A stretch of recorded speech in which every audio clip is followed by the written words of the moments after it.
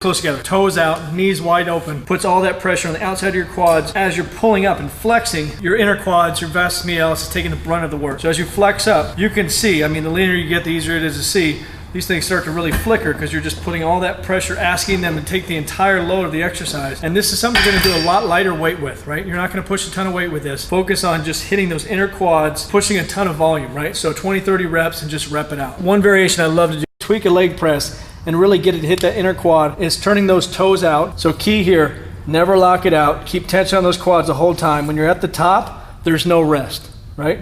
No rest at all. Pressure's on your heels. As you go down, you roll back on your feet, nice and wide, drive it up, toes up again, flex, drive all the way through those quads. Again, focus on pushing those knees out as much as possible. Your legs are close, but you can still open up those knees. It's just simply how you put pressure on your feet. You can see as I'm in. One way to advance this and make this a little bit harder is as you drive up, lean back even more.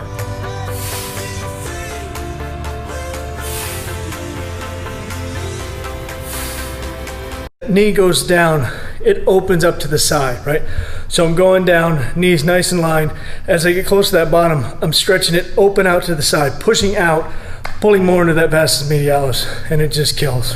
All right, so the last one I'm gonna show you is that you either have a underdeveloped vastus medialis, tight IT bands, a couple different things, but that shouldn't cause a huge problem. Unless you had some sort of huge injury in the past, you shouldn't have any issues with this. Brief recap of what we went over today. So on a box, and then the box assists you. Remember to contract that knee, contract that glute, and if you're not strong enough or you're wobbly, use your other leg to stabilize yourself as well. Once again, if you get stronger, just use a lower box. So these are power band squats. So what does the power band do is actually put the knees towards each other, and when you squat, you're actually pushing your knees outwards. Once again, this works on your intricate muscles in your knees and also activates your right. It'll be working on the stabilizing muscles on the left knee, but also working the abducting muscles on the right. Now when it goes to the left, vice versa. The power band extensions. So what you do is just put the power band just above your knee joint and then squeeze that VMO. This is hip abductions with a power band, so the knee that's stabilizing you is actually working the VMO and getting that knee stronger. So there's leg away from you. Now this is leg towards you, so the knee that's stabilizing you is once again working the intricate muscles in your knee. So this is this is box steps. So what you do is basically start off with your leg from the back and then step to the side, and then contract your glute, contract your VMO as well. Now this is box assisted squats, so you start off on a tall box, and remember contract your knees, contract your glutes as well, and then when you get stronger, use a smaller box, and this is much more harder as well because there's a larger range of motion. Basically anchor it down and have your foot kick out, and remember, have your finger there and make sure you activate that inside of the muscle. So this muscle is actually inside of your quadricep, and it's very important to actually pull the knee in. The problem with our knee is we tend to have a lot of muscle on the outside, and it actually pulls the patella out. So that patella is the actual kneecap and actually pulls out like so. Once again, this is not a workout, it's about activating the muscle. So do that about 10 to 20 reps. For the VMO, what I need you to do is have the Swiss ball behind your back, go into squat position, have your thighs parallel to the floor, knees not bending in front of your toes, and also just hold it there for about 10 seconds to 20 seconds. Make sure you tense those muscles, make sure you have those muscles activated, have two fingers there and make sure they're activated. And then have your chest up, back straight, hold it there. and then turn your foot out to the side. So that's going to be an external rotation of your leg. And then slowly lift it up, almost like you're scooping something up with your foot to about the other side, and then slowly come back down. So just start off with about 10 of these, trying to keep it nice and straight. While you're squeezing into the ball, you're going to come up into a bridge position. So you have to do a combination move, but that's activating that VMO, and then slowly come back down. If you can hold that squeeze the whole time, if it's weak and you can't, that's okay, then relax. Squeeze in again, come back up, and knees, and you're going to do a squat. But remember, you want to keep those knees behind your toes, so stick your bottom out. Squeeze in, squat down, and come back up. Again, if you are really weak in those inner thighs and that VMO, you might want to take a break in between. But if you can keep the squeeze the whole time, that'll really work those muscles.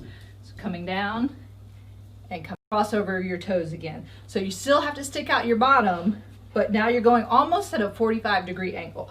So squatting down and then coming back up.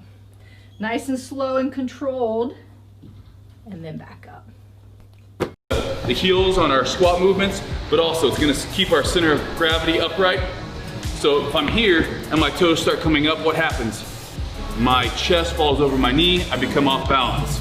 So doing things on a slant board, it allows us maximal contraction of the VMO, getting nice and low, chest is nice and tall, and as we come up, we're pushing through the heels, coming up just shy of locking out. I don't wanna be there, I wanna be here. I wanna do 4 sets of this exercise after your warm-ups, and we're really shooting for that 10 to 15 rep range. As I get, into my sets, I might start at 14, 12, 10, and with this leg here. This leg is just hanging out, go down, touch, come up. This will eventually graduate to a pistol squat. So if you have it there, we're gonna be moving over to a taller box. And from here, we're just gonna be continuing on our single leg squat on this. My knee is well over my toe there. Keep your hands out here. Don't wanna use any weight yet. Trying for at least 8 reps. This will translate into if you ever start doing single leg squats. Typically, we're just gonna be working our legs, doing a standard leg press. Our feet are gonna be in the middle. We're just gonna drop those to the bottom. You can see my toes are actually elevated on here as well. Nice and slow, down all the way, up a quarter, back down, all the way up. We got 4 sets, shooting for 8 reps of 1 1/4. So it's a lot of time under tension, a lot of maximizing the load at the bottom of the basic movement first. The final movement for our VMO training, we started doing these also on a slant board. Nice and high. I'm gonna be doing them on there. If you can graduate towards this, feel free.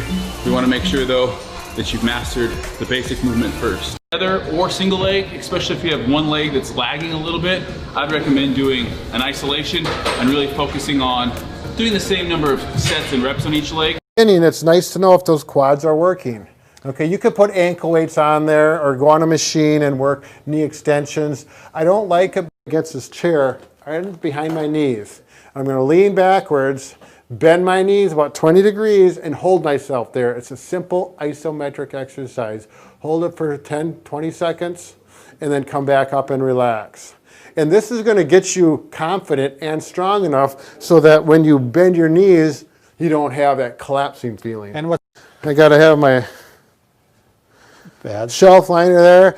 Good, strong posture with your shoulders. In other words, we're not going to do squats like this. It's not how you want to do them. It's back like this and down till your femurs are parallel, your thighs are parallel, and back up. One thing we're trying to do here is not have his knees go past the feet. Right there. Yeah. Okay. So the knee is not going. Okay. I'm going to do it this way so the camera can see a little bit better. Okay. Okay. And we simply do Wow. the one-legged squat. One hand goes off as it gets easier. Push this, stretch it out further as you need, and keep your body up here. We're not doing this. I suppose with this again, you're trying to keep the knee from not going past the toe as much as you can. Yep. And it looks like you're leg. Yeah, I might both of them actually. Okay. Cross like this, And now I'm working my right thigh, but this leg is actually helping a little bit. If you want to, I need my canes here because I don't do these a lot. This is for the high quads. Even better yet, don't use your hands anymore. Go like this and work all quads and go down with good control. Up and down and up. You're going to do 10 of these.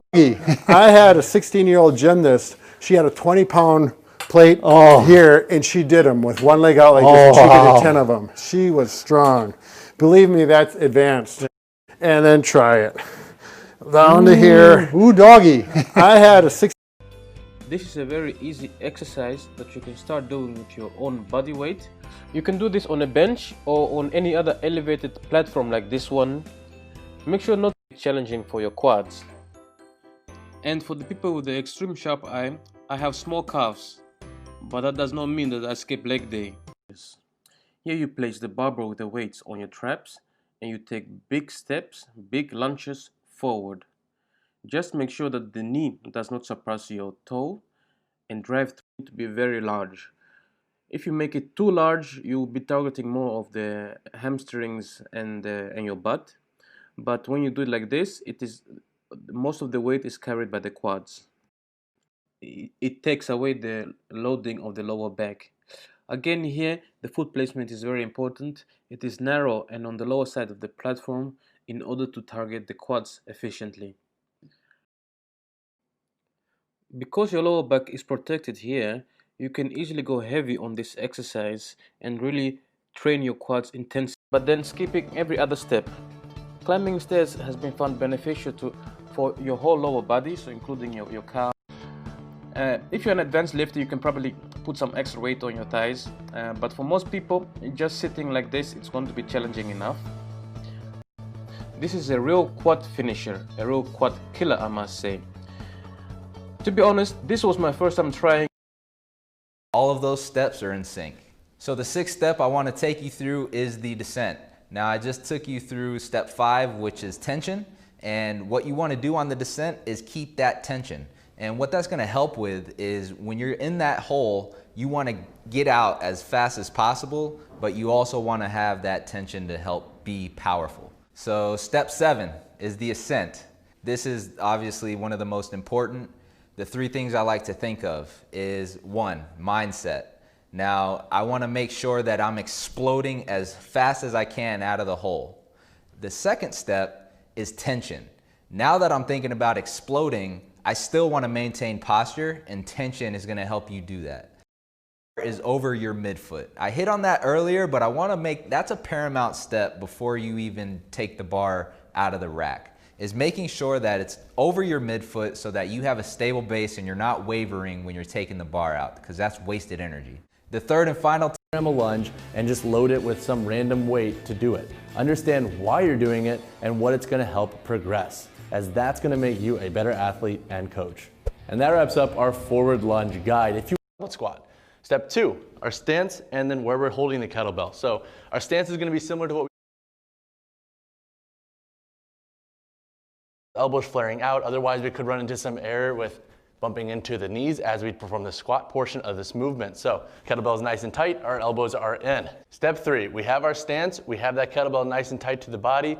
Now we're gonna think about unlocking the knees, we're gonna grip the floor fully with our feet, and then we're gonna take a nice big deep belly breath.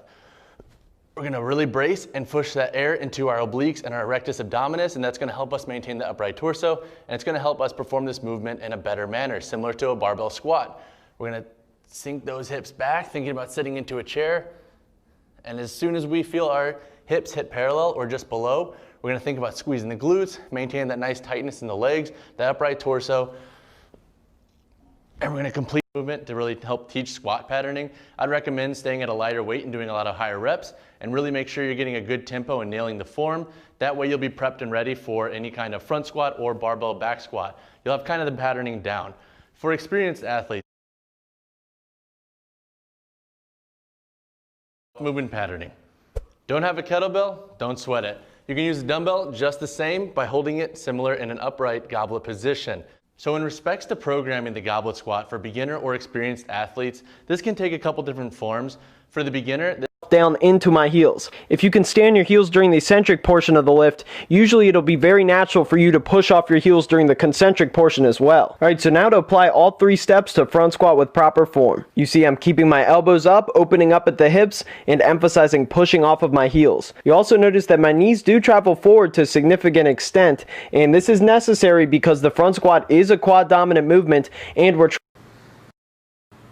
Be sure to maintain a tall spine and try not to lean forward during this exercise. You want to make sure you're staying in control of the barbell and yourself as you step forward and plant your heel on the ground. From there, you want to make sure that you're exploding through your entire foot to return back to the starting position. If you start to wobble... So Adam's going to demonstrate the right way to do it. You see he comes to basically right at parallel or a little bit below, pushes up, to, doesn't completely lock out. You want to keep your knees slightly bent. The reason for this is it's going to keep more pressure onto the quads. You're going to get a better workout. A lot of mistakes people make is they go too heavy, then they lock out. When you lock out at the top, lock out, then it takes the pressure off the legs. You're actually resting.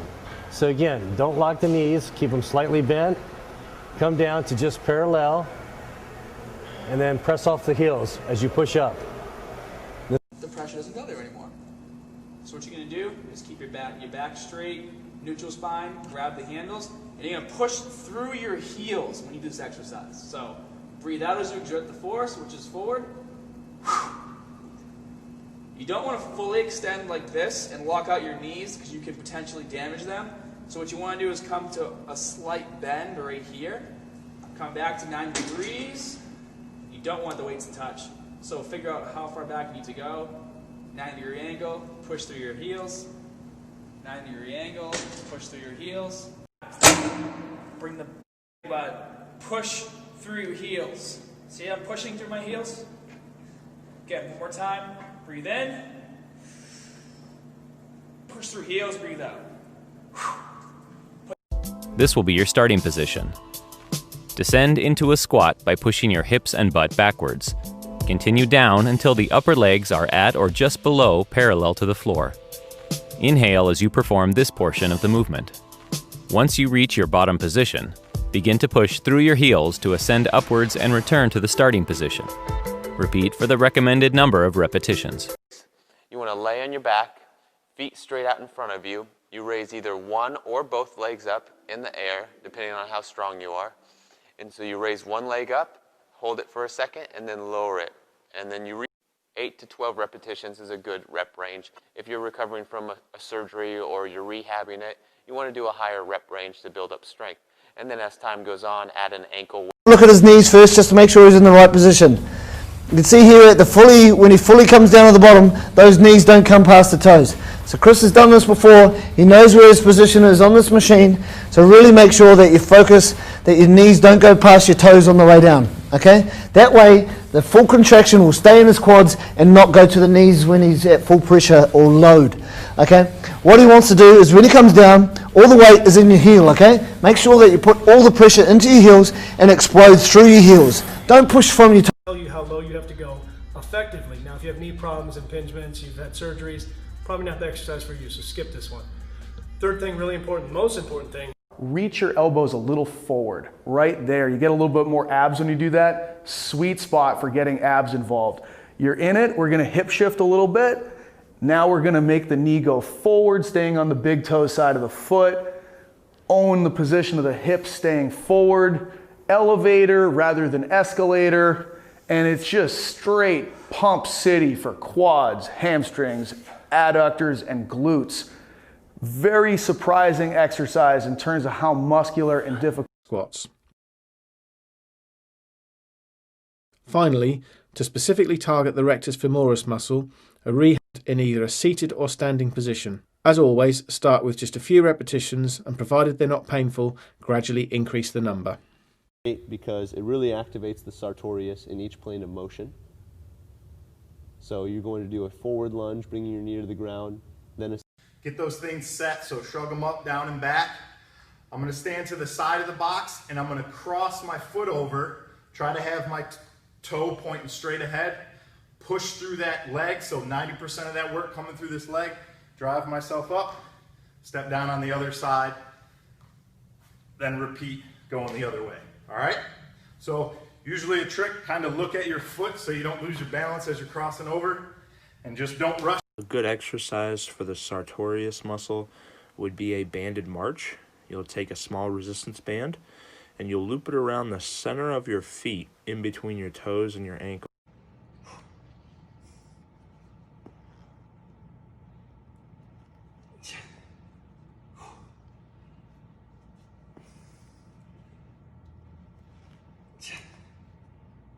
Higher or lower, as is comfortable for you. If you're able to sit on your legs comfortably, you can increase the stretch by leaning back. Hold the position most comfortable for you for about 30 seconds and release.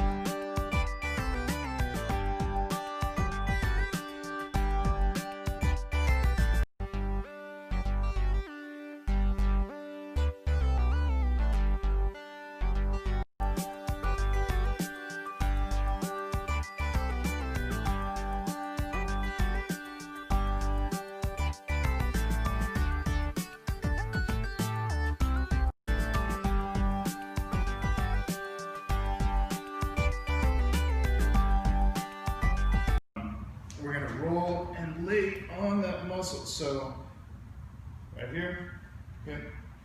And you can stay in a slight plank position. And then what we can do is get some cross fiber action with the muscle. So you can either roll your knee in and out side to side this way. Depending on where it's bent, you can go up and down. And you basically want to go hunting for tension in the muscle. So when I'm rolling here, I'm feeling, okay, this spot feels a little tight, so I'm going to hang out here, drive a lot of body weight into the ball.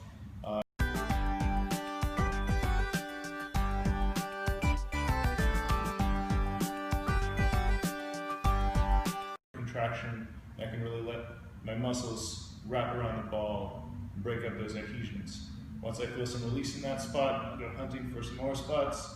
Each right there is pretty rough.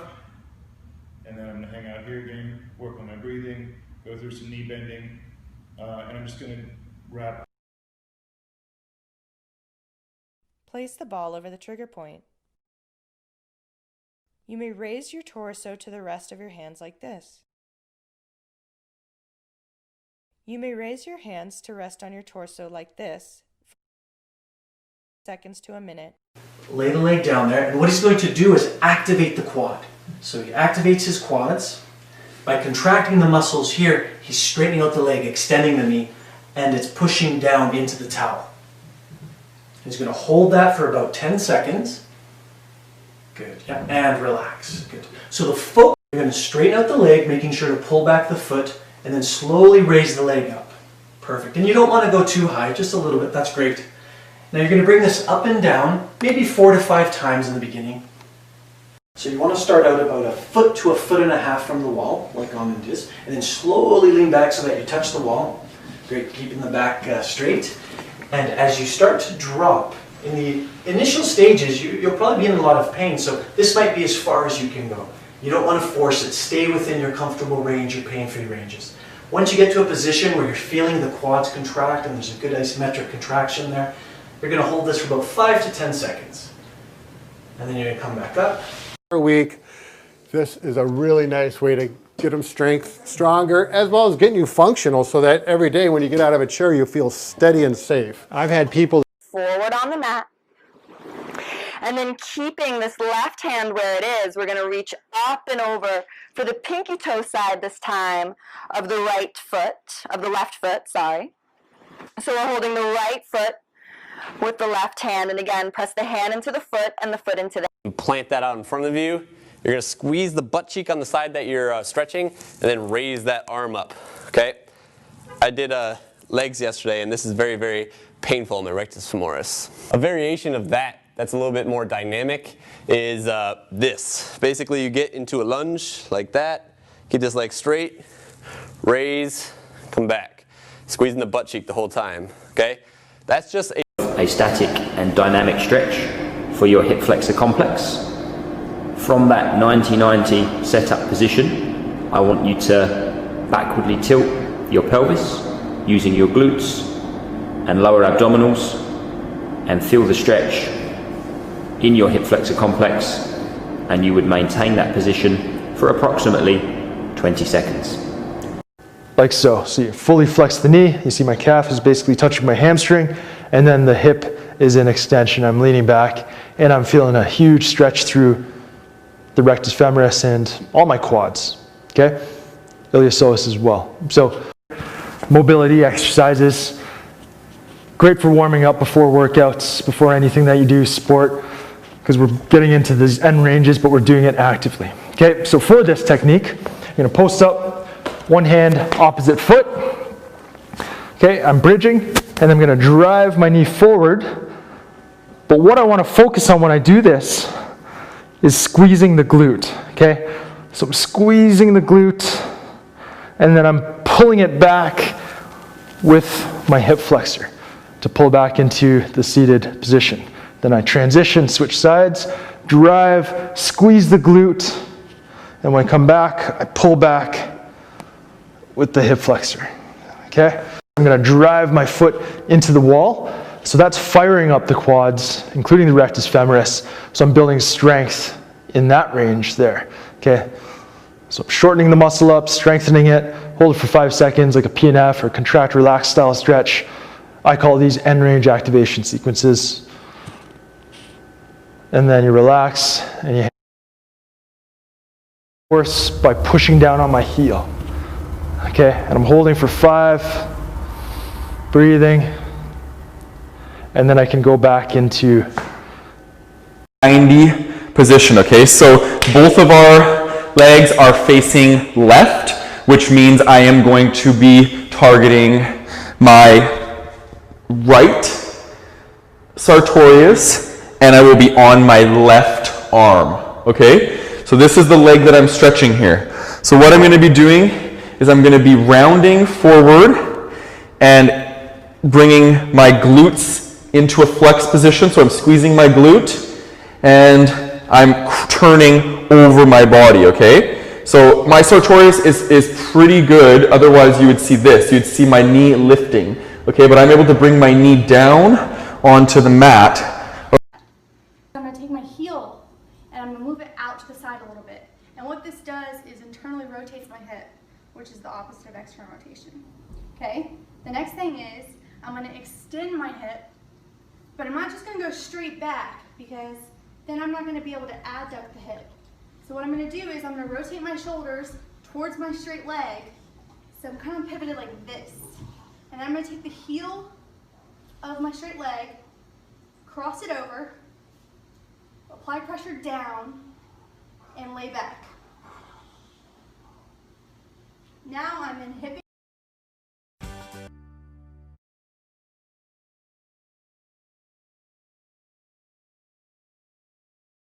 Right there to the side edge of the thigh.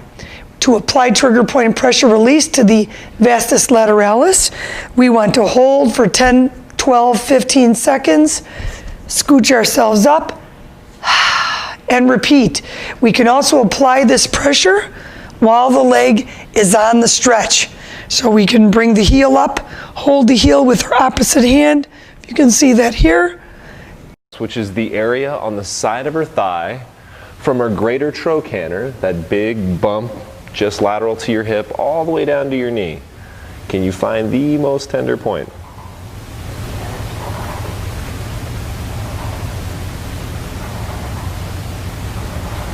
Got it. All right, go ahead and get down on your elbow. Make sure that you're kind of straightened out here. Right? People have a tendency to turn into little cashews on this technique. Make sure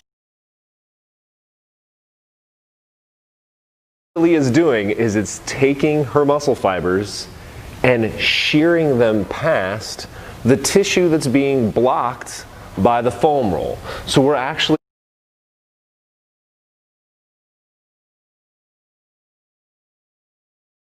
increase performance.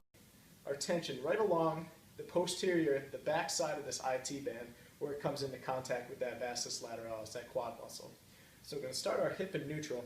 We're going to have to reach a little bit on this one, but that's okay. We're going to take our tension back up towards the hip, bring the hip into about 90 degrees. You can back up with the other hand. From there, I want you to extend the knee. Show them again. Tension. Bring the hip up into about 90 degrees. Keep that tension coming up. Extend the knee. With the opposite hand this time. And we're really going to just keep the hip in neutral here. And we're going to just concentrate on the knee. So tension, back up with the opposite hand, and extend. Tension back up, extend. Really. It's also important that we address some of the then come and apply foam roller for this, but it's very basic. Just put the softball basically right on top of the thigh, and then just work your way down to just above your kneecap, okay? This can be very, very painful, and just because of that, you might... right at the top of her hip. And she's going to roll from that top of the hip, from her thigh to that inside part of the knee. Then she's going to go back from the inside part of the knee to the front of the knee, back to that top of that hip. Good? And then she's going to go through that like 5 or 10 times. So nice and deep. Drive it up. Same idea. I love to kick anything leg press related where I'm trying to hit those quads, kick those toes off. Flex through your heels. Don't lock it all the way out. All right, so this is another one of my favorites.